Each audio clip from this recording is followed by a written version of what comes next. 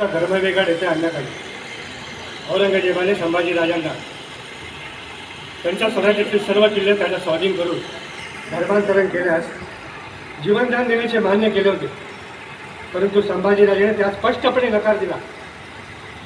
म्हणून औरंगजेबाने संभाजीराजांनी कमी केलं याने विदूषकाचे कपडे घालून त्यांची धिंड काढली. तरीही संभाजीराजांनी प्रायश्चित केले नाही. त्यांनी शरणागती पत्करली नाही. पुढे औरंगजेबाने त्यांना अतिशय क्रूरपणे हलाल करून ठार मारण्याचा आदेश दिला.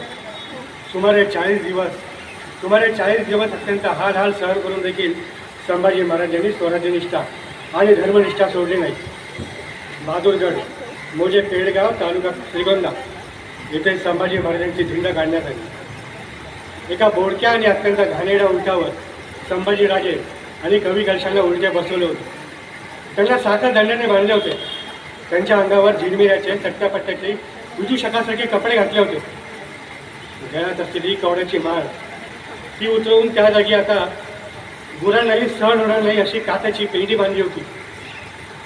एखाद्या अट्टल गुन्हेगारांच्या डोक्यावर असाव्या तशा पुराणामध्ये सांगितल्याप्रमाणे इराणी लाकडी टोका त्यांच्या डोक्यावर बसवल्या होत्या. त्याचप्रमाणे तक्तकुल्लानुसार लाकडी फळीचा खोडा त्यांच्या मानेवर ठेवून त्याला त्यांचे दोन्ही हात बांधले होते. त्या खोड्याच्या दोन्ही बाजूला घुंगरू बांधले होते. त्याच्यावर छोटी छोटी निशाणे चितारलेली होती. मुघलांमध्ये ईदपेक्षाही उत्साहाचे वातावरण होते. दुतर्फा मुघल सैनिक संभाजी महाराजांवर व कवी कलशांवर दगडे भिरकावत होते.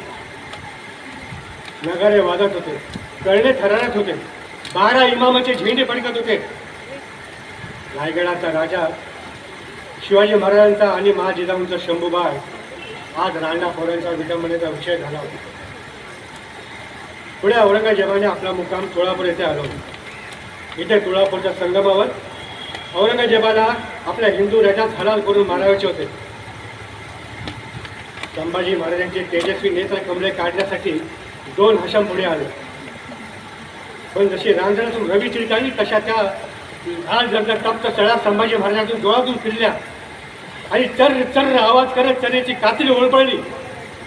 अवघी छावणी थरारली, परंतु संभाजी महाराजांच्या मुखातून आक्रोशाची लकीरी उमटली नाही. हे पाहून औरंगजेबाचा पारा मात्र जास्तच वाढला. कवी कलशांचेही डोळे अशाच प्रकारे काढले गेले. एक बलिष्ठ शरीर यष्टीचा पठाण कवी कलशांच्या छातीवर बसला. बाकी दोघांनी त्यांचे पाय उसाच्या कांड्यात पिरगाळावे कसे पिरगाळले. बाकी दोघांनी त्यांची मुंडी कच्च करून ठेवली. त्या पठाणाने कवी कलशांचा जबड्यात हात घातला. कवी कलशांचे लोक रक्ताने माखून गेले होते. त्या धटिंगणाने कवी कलशांच्या जबड्यात हात घालून कवी कलशाची जीभ खचकन बाहेर घेतली आणि खचकन बाहेर आलेली जीभ एकाने खचकन कटेरीच्या साहाय्याने कापून टाकली. कवी कलशांच्या तोंडातून रक्ताचा ढोंग उसळला. संभाजी महाराजांची जीवाही अशाच प्रकारे छाटली गेली. सारी छावणी थरारली. पाहणाऱ्यांच्याही डोळे पांढरे पडले. अवघी छावणी जल्लोषाने नाचत होती. कवी कलशांवर होणारे अत्याचार ही जुनी संभाजी महाराजांवर होणाऱ्या अत्याचारांची रंगीत कानिमत असायची. संध्याकाळ झाली. संभाजी महाराजांना खांबात घट्ट बांधून ठेवण्यात आले होते.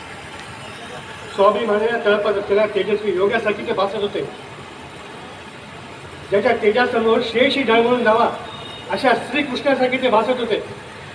अविचल, अभेद्य, आभाळात मस्तपणे अभिमानाने मान उंचावून उभ्या असणाऱ्या, दाणेदारपणे उभ्या असणाऱ्या रायगडाच्या टकमक टोकासारखे ते भासत होते. 2 दैत्य पुढे आले.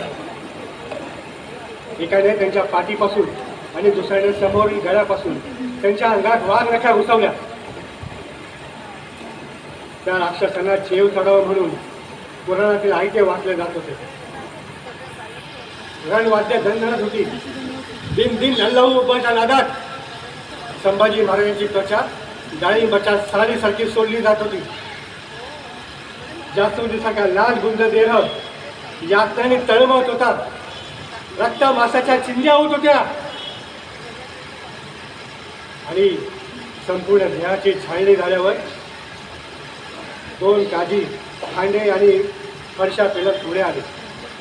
दोघांनीही कवी कलश आणि संभाजी राजांचे हात पाय असे एक एक अवयव करत तोडून टाकले. एका काजीने खांद्याचे धारदार पते संभाजी महाराजांच्या मानेत घुसवले आणि कुराणातील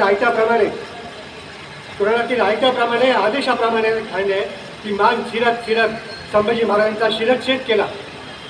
11 मार्च 1689 रोजी संभाजी महाराजांची भीमा आंजणीच्या तळावर तुळापूर येथे संभाजी महाराजांची शिरच्छेद करून हत्या करण्यात आली.